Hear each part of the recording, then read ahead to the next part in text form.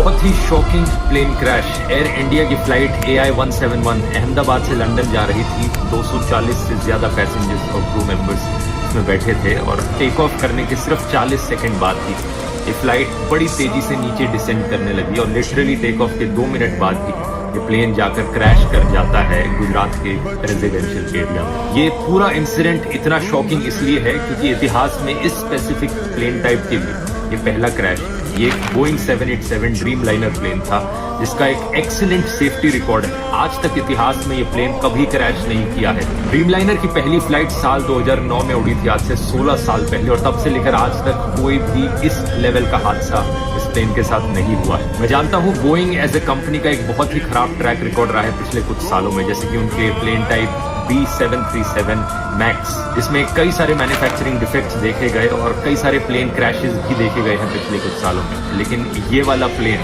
वो नहीं था। इस प्लेन का स्पेसिफिक कोड नंबर VTANB था, जिसे आप इंटरनेट पर जाकर सर्च करोगे तो सारा डेटा मिल जाएगा। ये 11 साल पुराना प्लेन था, कोई ज्यादा पुराना प्लेन नहीं था। ड्रीमलाइनर्स का लाइफ स्पैन 20 से 30 साल तक का होता है। जो पायलट इस प्लेन को उड़ा रहे थे, कैप्टन सुमित सबरवाल, उनका खुद का भी 8200 फ्लाइट आवर्स का फ्लाइट एक्सपीरियंस था, जो कि बहुत अच्छा होता है। तो पायलट भी इनएक्सपीरियंस नहीं थे। अगला सवाल आपके दिमाग में आएगा कि क्या वेदर खराब था? ऐसा भी नहीं था। 1:30 बजे दोपहर के ये क्रैश हुआ। वेदर कंडीशंस अगर देखी जाए तो लगभग 40 डिग्री सेल्सियस के आसपास का तापमान था। कोई ज्यादा तेज हवाएं नहीं चल रही थी।